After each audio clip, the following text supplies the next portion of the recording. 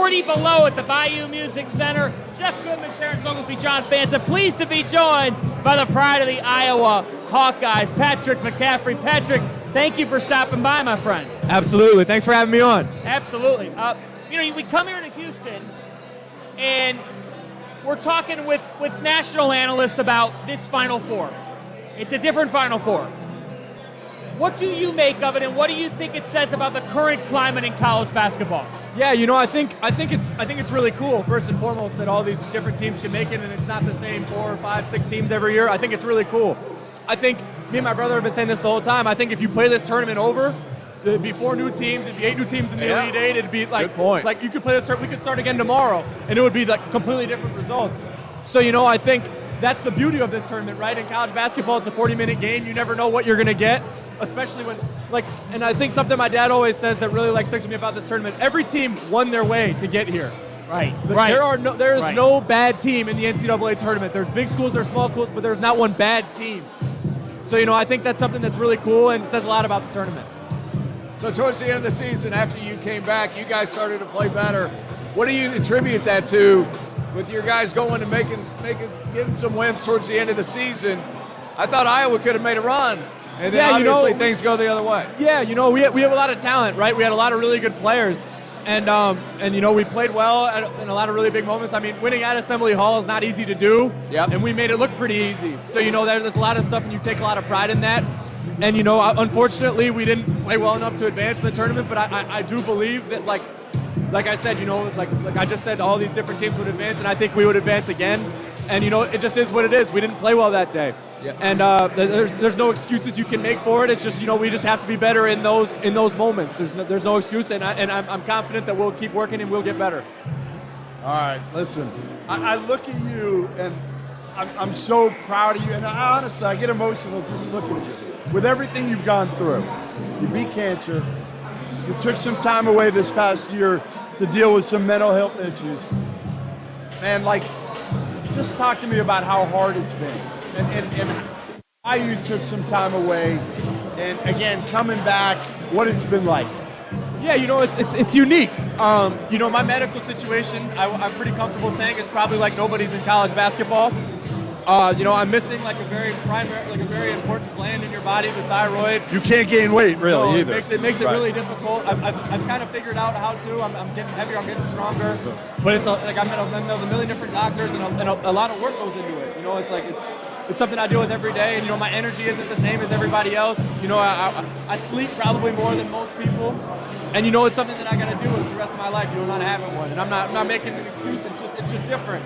And I think some of the anxiety and all that kind of stuff is a physiological. I think there's a physiological relation to not having a thyroid, and I take pills and stuff that are supposed to mask it, the thyroid stuff, and it's just sometimes the pill's not the same as having the real gland. So but I'm really grateful for the doctors that we have, and it means a lot to play at Iowa, to play in the Big Ten. I grew up, and that was my dream. I wanted to play for my dad. I wanted to play in the Big Ten.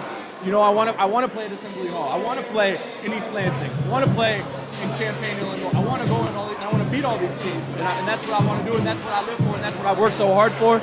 So but the thing, I guess the main thing I can say about that is I never expected anything else from myself than to play in the Big Ten and to be a good player on good teams at Iowa. That's what I expected from myself. That's the standard I'd held myself to. So nothing that happens out there surprises me. But I'm grateful for it, and I worked really hard for it. You look good now. How you feeling now? What's changed, or is it a constant battle? Yeah, it's never just gonna go away. It's always something that it's just gonna waver in and out for the rest of my life. So it's never gonna be totally gone. It's not a sprained ankle that's just gonna heal. That's not how it works. You come up with ways to cope, right? I meet with the right people. There's medication, and there's all sorts of different stuff that I do. I meditate a lot. Frank Garza and Luca Garza are really big on that, so they put me onto that. So I do a lot of stuff like that, and just try to change lifestyle and just work through it. There's no one size fits all thing, and there's just certain things you can do to make you feel better. I love you for it, man. I appreciate you. I love you for being as transparent as you were about it. I think that's really important. Yeah, I think the transparency is important. And I assume what you got back was everybody kind of wanting to help, right? And wanting to understand. You are an inspiration to so many people. Thank you. I have a family member who's dealing with this, and I would imagine every single person in this room right now has someone that's going through mental health. And I can't tell you how that's with that family member. In my mind, in my heart, and I'm sure your dad and I'm sure your brother think the same way, you instantly say, how do I help? Yeah. How do I fix this? Like, we like to solve problems, but that's not how mental health works. Yeah. So your voice in this is impacting other people in their fight, in their just going through it, and then in how we talk about it. So thank you. Yeah, absolutely. I think how we talk about it's really important. I think, because I think the stigma is becoming less and less. There's kind of that generation of old people, where it's like, he's a Division I athlete, suck it up, he gets a scholarship, whatever you say. Come like, on, you know man. what I mean? So it's like, I think we're just kind of, but I think our generation of people, like, is outgrowing that, and I think we're really starting to understand and appreciate, the difficulties of mental health and why it's so important for so many people. Here's my question. It hit me when you said it was my dream to play for my dad. We all have a special bond with our fathers. Tell me what yours is and what makes your dad the guy that we aren't able to see every single day. Yeah. I think first and foremost, nobody has as much belief and confidence in me as he does. And it's not just me, it's every player that we have on our roster, 1 through 15. He implores confidence in all of us. So when you see Peyton Sanford shooting 40-foot bombs off one pass, like that's him. Because he gives us the freedom and the green light to do that when we shoot crazy shots. Like, I don't think it's a coincidence that we've had 3 guys in the last 3 years that were like all consideration for Player of the Year. Luka won it. Keegan probably should have won it. And NBA guys. Yeah, exactly. Like guys that are. I don't think because I think our system really allows you to come in and thrive, and I think we play really open and free, and I think that's a big credit to him. I think a lot of people see like stuff like the stare down and like all that kind of stuff. Wait. All right, we can't just go past the stare down. Stare down. I didn't see it because I was in the huddle. Really? So I'm in the huddle, and so like usually the coaches like meet outside of the huddle at media timeouts, and then they come into the huddle and tell us what they talk about out there. So I'm in the huddle. We're just sitting there just talking, Mind you, we're dead to rights at this point. We're down 13 with like a minute and 30 left. So we're just like, you know what? We're gonna keep fighting, keep plugging away. Like, let's go. Like, whatever. And then I just hear Coach Gatens go to, oh shit, somebody get Coach. Can't curse. Somebody get Coach. And so I was like, I'm sure he's just yelling at the ref or whatever. I didn't see anything. And then I saw the clip after. I'm like, wow, that's unbelievable. Yeah. It was great. You've never seen him do anything like that, have you? Never the stare down. But he had just gotten a technical. Right. So the stare down, like, it was like, I think he was upset that he got the technical, and I don't think he thought he deserved it. But like, you can't see him up for looking at him. So what's the maddest he ever got at you? Give me the maddest. Like, has he ever done like that look? So me personally, like, I'm pretty like low maintenance, and like I don't fight with him. Like Connor does. Yeah, Connor does. Right? Connor's the opposite. I mean, they go of me. at it, right? Yeah, him and Connor really go at it. And it's good. That's what happens. Like that's what. Like Yeah, so, he's it's like the mellow one. like if Connor's, he yells at me, I'm Connor's just like, all right, and I Connor's look away. like your dad. Yeah. See, I'm not like that, so I don't really drive him nuts because I don't like try to debate him. I'm just like, all right, and if he keeps yelling, I'll But just does turn he away. I was gonna say, does he get mad because he can't get to you sometimes? Probably. I don't know, but I think he appreciates that about me. I think he knows that I don't rattle easily. I've seen just about everything you could possibly see at this point in my life and in my career. So it's just kind of like, all right, man, like, let's play basketball.